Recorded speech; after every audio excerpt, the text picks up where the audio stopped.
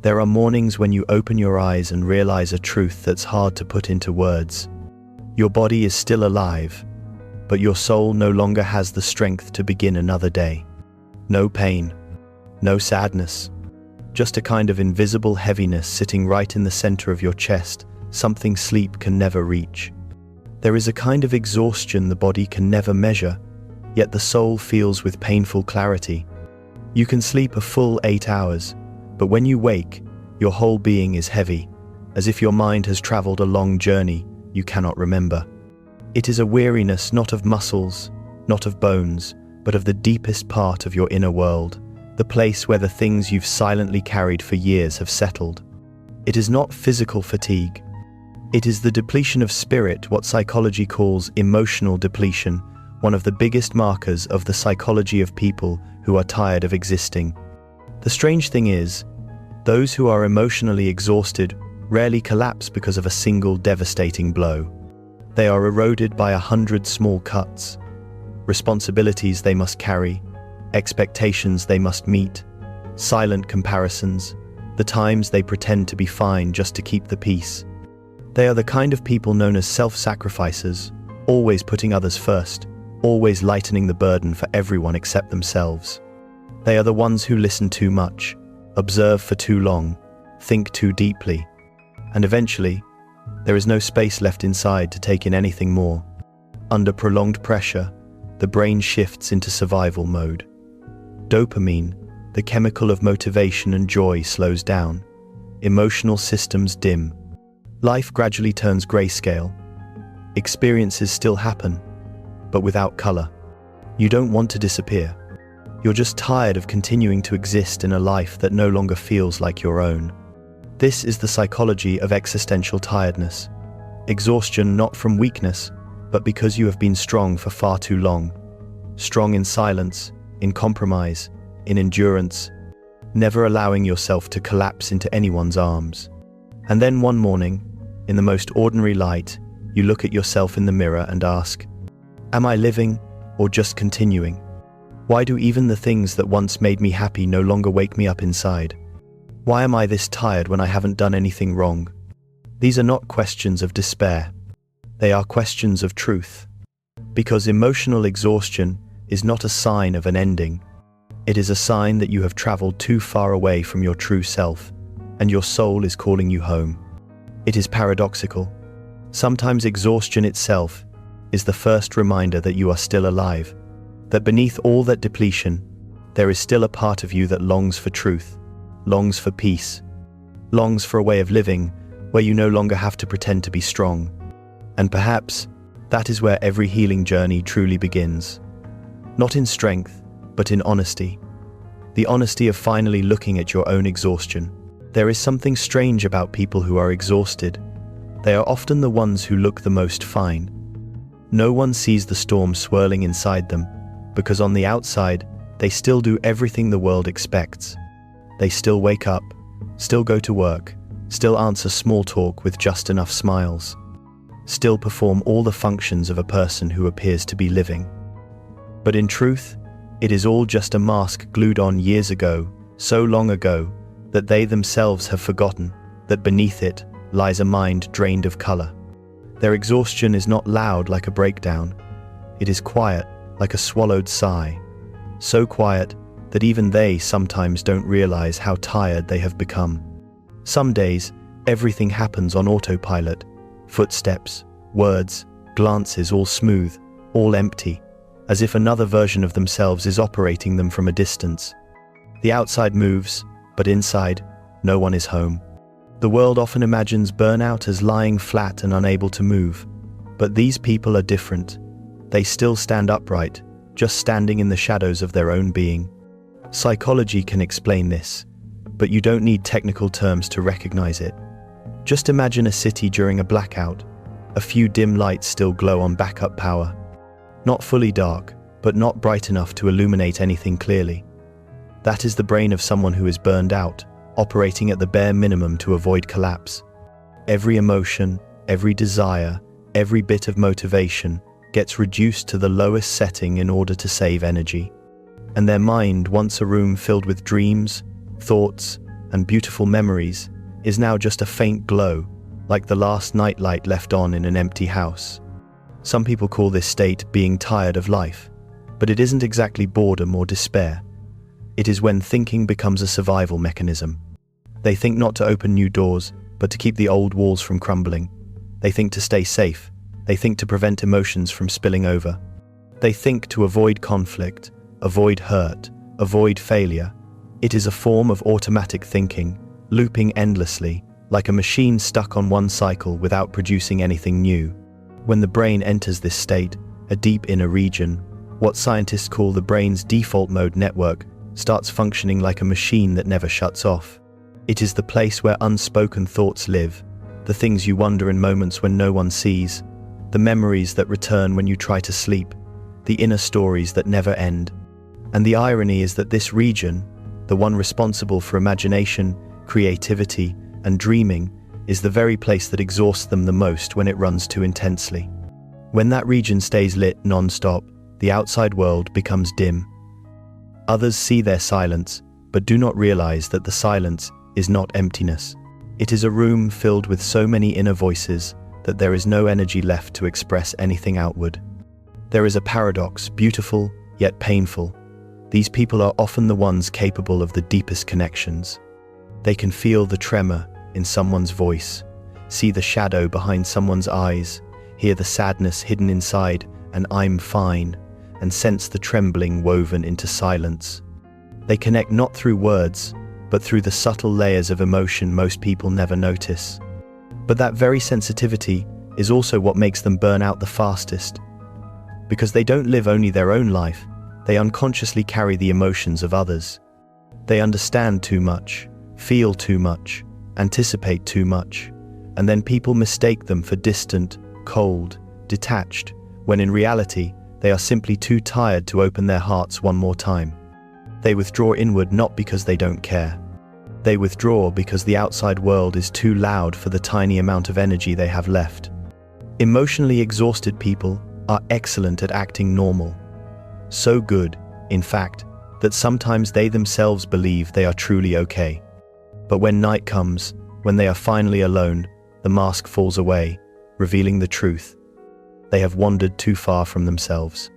They have left pieces of their emotions in places they can no longer remember, and they go through each day as a shadow of the self they once were. That is when they begin to realize it is not life that has become flavorless. It is their mind that no longer has enough energy to taste it. It is not that they are losing connection. It is that every connection has become a burden for a mind still trapped in survival mode. And in that moment, they ask the question they never dared to ask before. Why can I still function, yet feel nothing? That is not the question of a weak person. It is the question of a soul that has gone far too long without rest. Perhaps what exhausts emotionally drained people the most is not their fatigue itself, but the way this society treats that fatigue. A society that glorifies speed as a symbol of worth, sees movement as the measure of existence, and places on each person an unspoken expectation. Don't stop, don't slow down, don't let anyone see you tired. And if you need rest, feel guilty for it before anyone even has the chance to say anything. In this world, people brag about packed schedules as if they were trophies. Being busy becomes a badge of honor, while having free time feels almost like a flaw in character. People talk about new projects, new milestones, new plans lined up like an endless chain. Amid that constant noise, those with deep souls feel like they are swimming upstream against a fierce current. Every second of slowness feels misplaced. Have you ever noticed that in most real-life conversations, people speak only in thin layers of words? Small talk, light jokes, comments about the weather, work updates, things that have nothing to do with the soul. All of it forms a type of sound called shallow chatter, a social noise full of motion yet lacking depth. It's like standing in a crowded square where everyone is talking, but no one is really speaking to anyone. But inside you is a very different need. You don't want to speak just for the sake of speaking.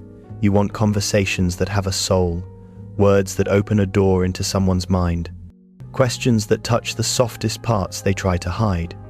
You want conversations that, when they end, leave both people feeling like they understand themselves a little more.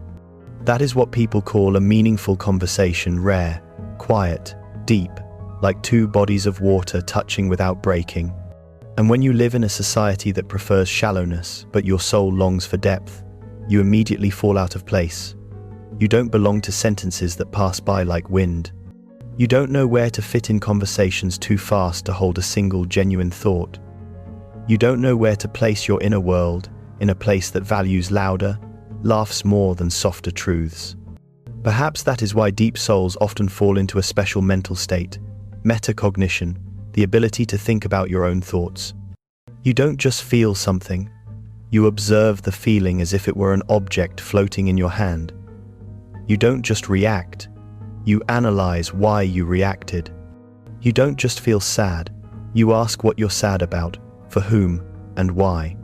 Your mind is like a room with an extra mirror, always reflecting every movement of emotion. But that is also why you get exhausted faster than others. While the outside world reacts instantly to everything, you pause to observe. Society loves people who act fast, choose fast, decide fast. But you are the slow one, the one standing at the edge of the conversation, the one who needs 3 seconds to think, while others only need 1. And because you move at a different rhythm, you start doubting yourself. High self-awareness is a gift. But in a society that prizes speed, it easily turns into a wound. You know what you think, you know what you feel, but sometimes that very awareness makes you wonder, am I overthinking? Am I complicating things? Am I the one who's wrong? And so, self-awareness becomes self-doubt, a very short, yet very deep path. The more you observe, the more you analyze, the larger the gap between you and the world becomes. And then you isolate yourself without realizing it. Not because you want to escape the world, but because the world moves too fast for your breathing pace. Where others rush forward, you pause. Where they switch topics constantly, you want to stay a little longer with one idea. Where they respond instantly, you need a moment to watch. You don't know where someone like you fits in a society where depth is treated like an unnecessary luxury. And so you grow silent. Not because you have nothing to say, but because there is no one to say the things you truly want to say to. You smile to make others comfortable, but inside, there is a faint shortness of breath. You join shallow conversations because you don't want to disrupt the social rhythm. You try to blend into the fast world, but every attempt makes your soul shrink a little, dry out a little. This world worships reaction, but you were born to observe. This world worships speed, but you understand the value of slow moments. This world worships surfaces, but you live in depth. This contradiction between a shallow world and a deep soul is the real reason you are so tired, not because something is wrong with you, but because you live in a reality not built for people who think too much, feel too deeply, and need time to breathe from the heart instead of from habit. And if someday you feel like a slow walker crossing a highway full of speeding cars, remember this: slowness is not a flaw. It is the way your soul protects itself in a world too hurried to understand the most important things. There is a truth you've spent most of your life trying to hide. This exhaustion is not a weakness. It is what remains of a life in which you have had to be too strong, for too long, too early, and far too alone. People only become exhausted when they have had to stand firm in places where they should have been allowed to sit down. They become exhausted when they are forced to swallow things that should have been spoken. They become exhausted when they must hold themselves together in circumstances designed to break them. Some people think you are weak because you are tired, but they don't realize that behind your fatigue lies a long history of endurance. A weak person cannot become exhausted. They collapse long before. Only those with willpower that is too great, hearts that are too resilient, and loyalty to responsibility that runs too deep can burn out in this way. And the paradox lies right there. What the world sees as a collapse is actually the evidence of a strength that has been overused. A soul stretched so thin, it has no room left to breathe. The world sees only the moment you finally sink into tiredness, but it doesn't see the days you stood in the dark and still tried to hold on to light. the years you held up an emotional roof for others even though you yourself had no shelter. The countless times you chose silence to keep peace, even as something inside you cracked a little more each time. Exhaustion is not the moment you began to weaken, it is the moment you stopped fighting what was never right for you. There is a metaphor about pain that only those who have played the role of strong for too long can understand. It is the feeling of a guitar string pulled so tight that its sound becomes sharp. People think the instrument cries because it is broken, but it cries because it has been stretched too far while still expected to produce something beautiful. Its beauty becomes the very thing that hurts it. And you are the same. Your goodness, your kindness, your patience, your composure, your strength, all of it has been pulled far beyond the natural limit of any human being. You become the one everyone relies on, the carrier of burdens, the keeper of order, the wall that holds when everything else falls apart. But no one asks whether that wall knows pain. They only need it to stand. They are so used to your strength that they never imagine you could be tired. And when you finally are, when you begin to slow down, they call it weakness. But you know the truth. Weakness does not create exhaustion. Only misused strength creates pain like this. Part of this exhaustion comes from the modern world, a society that values productivity over humanity, results over emotions, speed over truth. A world in which those who pause are seen as failures, and those who care for themselves are deemed inadequate. The modern mind holds a cold belief: if you are no longer strong, you are no longer valuable. And it is this belief that has driven countless people to destroy themselves with their own strength. We live in an era where people run until they collapse, work until they are empty, endure until they fall silent just to be seen as kind, competent, reliable. But how many ever ask, "Are you happy?" None. This world is so busy it cannot look long enough into another person's eyes to see the fatigue hiding inside. In that context, exhaustion becomes a revelation, a truth stripped bare, a moment in which the armor of strength falls away, revealing the human being who has been abandoned within. Exhaustion is not the moment you failed. It is the moment you stopped pretending you were made of steel. It is the moment you remember that you are flesh, blood, tears, sleepless nights, and quiet wounds that were never soothed. Exhaustion is also the moment you realize you did not fail because you grew tired. On the contrary, it is the proof that you have fought far beyond anything anyone had the right to expect. This tiredness does not diminish you. It makes the truth inside you clearer. Only when a person becomes exhausted do they see how much of themselves they sacrificed to keep everything else intact. Only when they finally release do they realize how tightly they had been holding on. And only when they stop being strong do they see the loneliness that strength had been hiding. In that moment, there is sorrow, but also a strange kind of nobility. Sorrow because you realize how alone you've been on the journey of holding everything together with bare hands. Nobility because you finally recognize not everyone has the strength to burn out the way you did. Only those who have loved deeply, endured immensely, and tolerated beyond measure can ache in this particular way. And sometimes, exhaustion becomes the gateway to awakening. The moment when you look at your life and say, "I cannot live like this anymore." That sentence is not surrender, it is an awakening. A realization that strength is not continuing to brace yourself forever. True strength is daring to put the burden down, daring to breathe, daring to face yourself without running away anymore. Exhaustion is not an ending. Exhaustion is an invitation. An invitation to return to yourself whole, unarmored, not perfectly strong, just human. There is a kind of exhaustion that does not come from work, nor from responsibility, nor from any specific failure. It comes from a deeper, more primitive place. The place where a person begins to ask, "Why am I still continuing?" And whenever that question echoes in your mind, not like an explosion but like a reverberation from an empty room, you know this is no longer physical fatigue or temporary emotional burnout. This is the exhaustion of the soul, what psychology calls existential fatigue, a weariness born from not finding meaning strong enough to support your existence.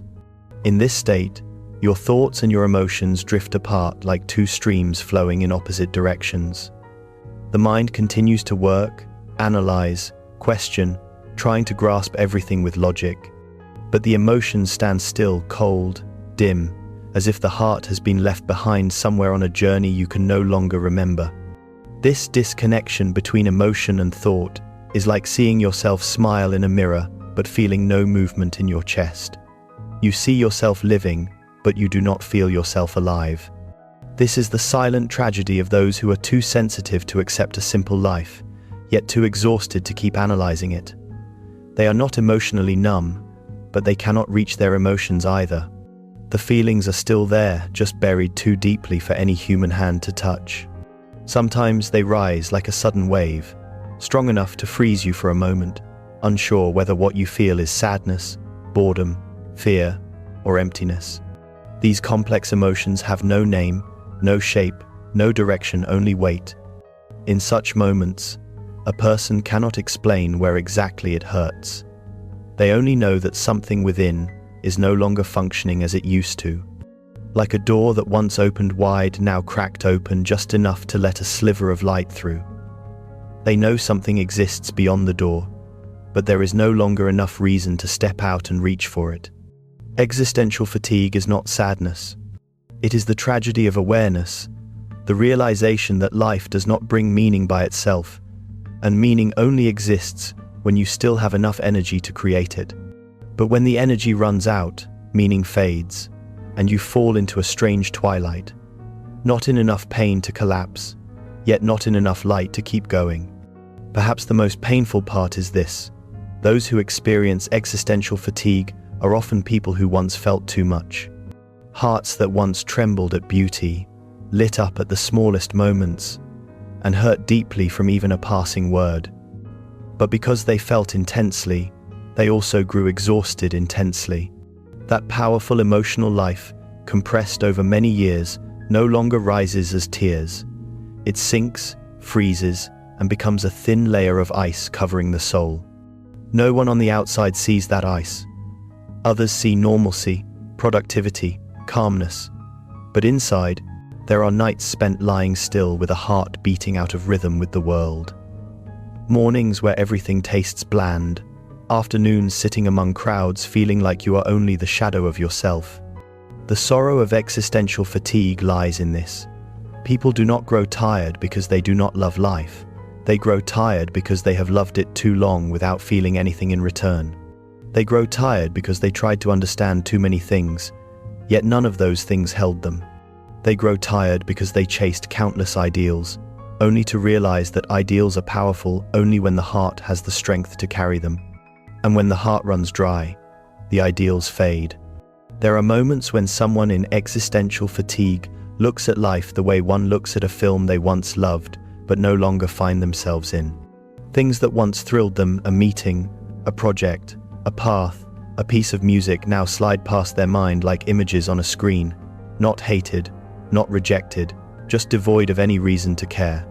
The loneliness of this state does not come from a lack of companionship. It is the loneliness of realizing that no one can reach the deepest layer of this weariness.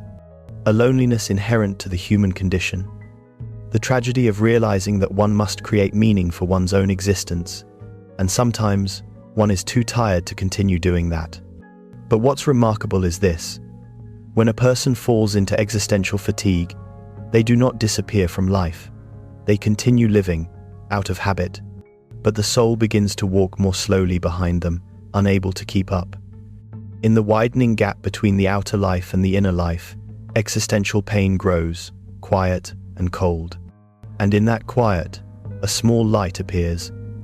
The truth that if the soul is tired because it has lost meaning, it can also find meaning again in another form. Not grand meaning, not complete meaning, but a small, subtle meaning that begins with the question, what still touches me? Not to heal immediately, but simply to prove that the heart can still tremble even just a little. Perhaps this is the essence of existential fatigue. Not an ending, but the moment when a person reaches the deepest limit of loneliness, and from that place, another form of life begins. A life not built on what the world demands, but on what is small, quiet, and true within oneself. There is something only those who have been deeply exhausted truly understand. It isn't sleep that helps them wake up again. The body can sleep 8 hours, 10 hours, even more. But the soul cannot be recharged by hours of lying still. What they lack is not sleep, but the invisible alignment between what they do and what they truly believe. When a person lives out of harmony with their inner values, every action, even the smallest, becomes a scratch on the soul. On the other hand, when they step into a path aligned with their true nature, even a single moment of resonance is enough to reignite an exhausted spirit. Some people wonder why just a few minutes doing what they love fills them with energy, while many hours doing what they don't want to do leaves them drained. The answer is simple. Energy does not come from rest, it comes from living right. Like a blocked stream that needs only a small opening for the water to find its way again, the human soul works the same way. Touch it with something true, and energy returns on its own, effortlessly. What's fascinating is that after moving through the layers of existential fatigue, many people discover within themselves a kind of wisdom they never noticed before. A wisdom not born from knowledge, but from the fractures they have lived through. They begin to see the absurdity of life without despairing. They can smile at small misfortunes, not because they trivialize them, but because they understand that some things are so sorrowful that only humor is soft enough to hold them. Humor, in this stage, is no longer a joke. It is a form of wisdom through absurdity, a wisdom born from recognizing that life is sometimes so irrational it becomes strangely funny. And that small smile opens a thin yet enduring crack of light in the soul. When people reach this stage, they begin to learn how to stop. Not stopping because they are depleted, but stopping because they have learned a skill no one ever taught them before. Grounding.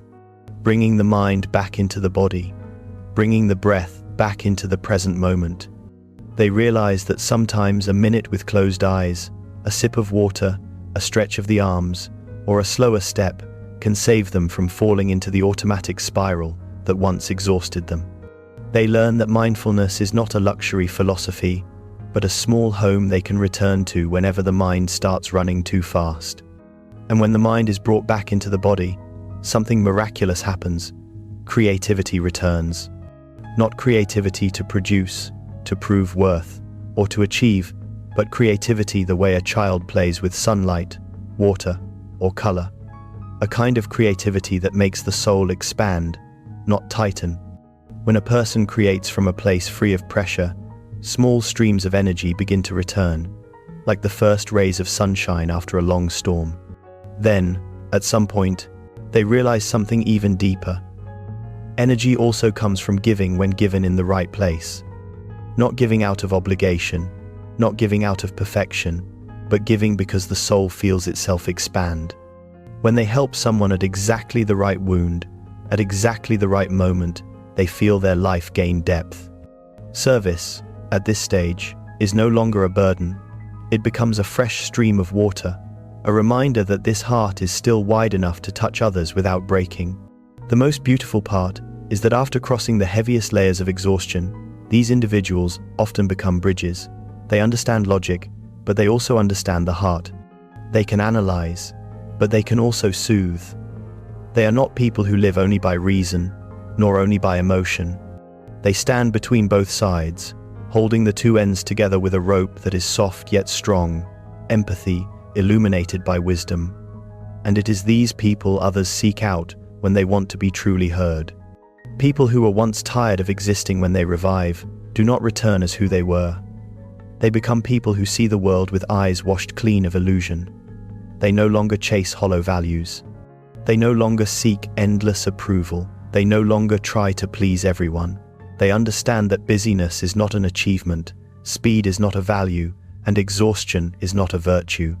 They begin choosing what is fitting rather than what is praised, choosing what is true to themselves rather than what makes them look fine in the eyes of others. That is why, at this stage, energy returns in a completely different way. Not loud, not intense, not filled with excitement. It comes back in soft rhythms, gentle, like morning light slipping across the edge of a window, not blinding but warm enough to fill an entire room. And they realize that life never required them to be perfectly strong. Life only wanted them to be honest with themselves. In truth, alignment is the greatest source of energy a person can access. When actions match values, when honesty aligns with choices, when the inner voice aligns with the way one walks, the body feels light, as if gravity has loosened its grip.